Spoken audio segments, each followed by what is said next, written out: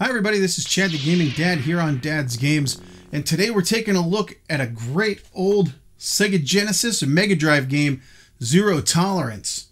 Now this game came out in 1994, back during the big boom with all of the Doom games and geez, all those first-person shooter games, and Wolfenstein was really popular back then, but Doom really put first-person shooters on the map. And this one is pretty much the first one to come out on the Sega Genesis. And let's take a look and see how it does. Could it be good? We'll find out.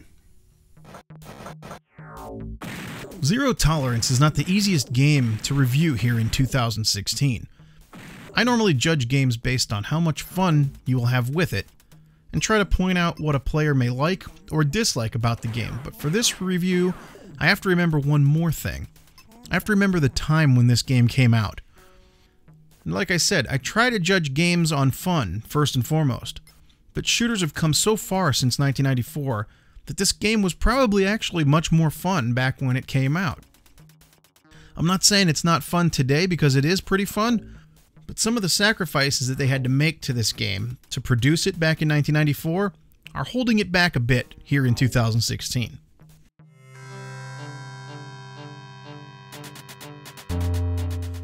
So Zero Tolerance was released on the Sega Genesis, or Mega Drive, back in 1994. This game was a real accomplishment back then. It was one of only a few first-person shooter games that were ever released for the Genesis, and believe it or not, this game actually supported connecting two consoles together so that you could play with a friend. Although probably most people never did this because you would need to have two systems, two copies of the game, two TVs, and a special link cable to do it. But hey, they had the support in there. Zero Tolerance was released during the big first-person shooter popularity, since Doom had been released only a year prior. The Genesis only had a fraction of the power that a normal PC would have to run Doom, and so there had to be sacrifices. The most obvious one that you'll see is that you're looking through kind of a template. You know, it's nice to see the map and your weapons as well as the health. There's a lot of wasted space on the screen, with your ID card of your selected character, and then also the info screen where messages pop up. This small rectangle of vision that you have in the middle is the entire play area on the screen. It's kind of like trying to play a shooter through a tank window. Even with this small window playing the game, the frame rate still is very low. But like I said, in 2016, right now, this takes away from some of the fun.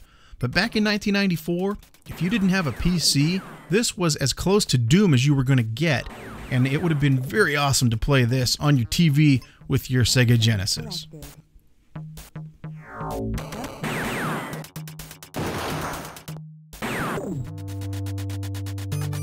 So the game starts out with a creepy story about aliens taking over a space station. You are sent in as one of 5 characters, tasked with cleaning out the alien infestation, with Zero Tolerance. But these 5 characters, they're basically your life system.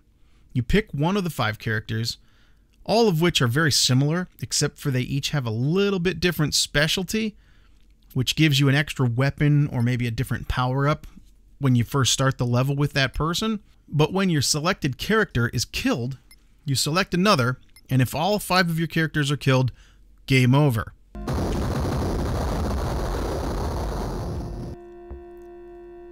The game starts up and you are on the top floor of the space station, and you work your way down. On each level you have to find the elevator and proceed through each floor till you get down to the final boss of each location. And because, once again, you have Zero Tolerance, you are supposed to kill every enemy on each level. But if you don't feel like doing that, you can just jump in the elevator anyway and go to the next floor.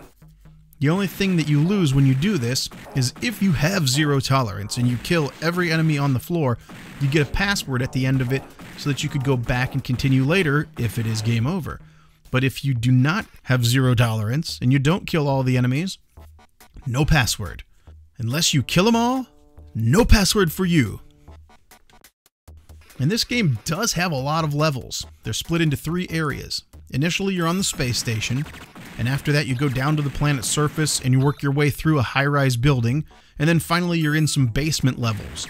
and each one of those 3 have their own final boss. And as for guns and power-ups, you can hold 5 at a time, but really the handgun and shotgun are all you need. The rest are pretty cool, but not really any more effective than the basic handgun and shotgun. Except for maybe the flamethrower. The flamethrower is very nice to have when you get swarmed by a whole bunch of aliens. You just turn them all into crispy critters, man. It's good stuff.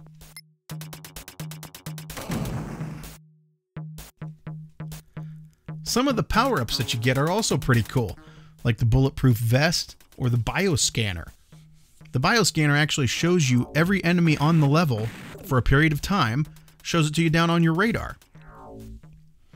The problem with this 5-gun system, or 5-gun and power-up system, is sometimes you'll see something that you want to pick up, but you're already full, so you have to waste something in order to just make room to pick up the new weapon or power-up.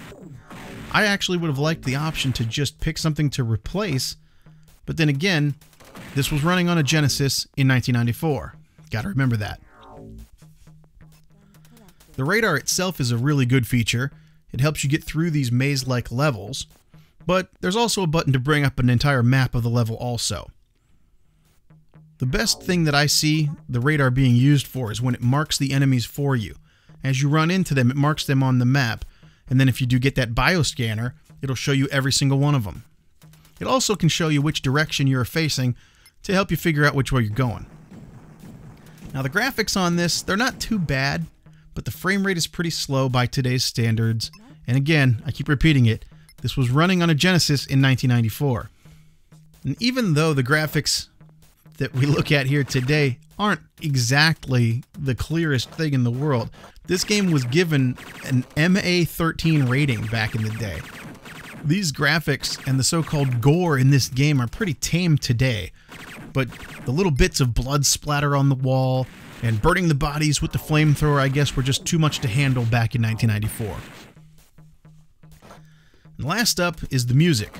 Music actually isn't bad for Genesis standards, but the major problem that I have with this one is that we only get one song for each of the main areas.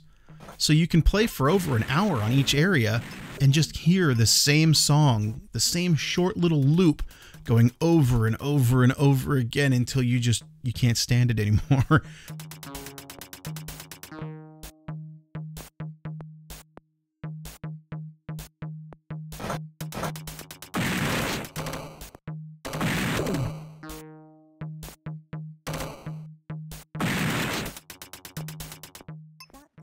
The only change in music is when you actually get in the elevator to go down to the next floor. For a few seconds in the elevator, it switches to another little theme, but then it's right back to the same music that you've had.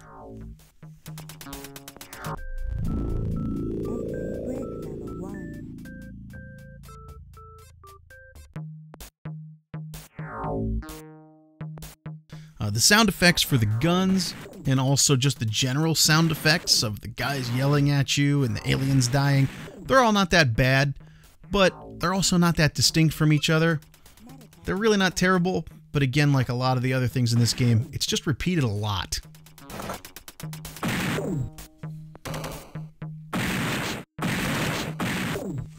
So there you go, everybody. Zero Tolerance. I would have to say that overall, I kind of like this game, but its age is holding it back a little bit. Comparing it back to stuff that they had on this Genesis console way back in the day, I mean, this thing was definitely a technological achievement, but in today's standards, looking through that little tiny, little tiny window at the game makes it a little bit tough, and the frame rate, things like that, but you can have fun with this, and this isn't a really expensive one to get for your collection. I think I got this for about $20 when I was out at Too Many Games. So it's a good pickup. It's a good game to play. Again, if you were not somebody who liked to play some of the old shooters, you might not like this one, because this one, even stacked up against some of the old PC shooters, has its limitations. But really, overall, it's pretty fun, but you do have to take it with a little bit of a grain of salt. And just like always, everybody, till next time, remember, you never outgrow video games. My name is Chad the Gaming Dad, and this is Dad's Games. Thank you for watching. And so long, everybody.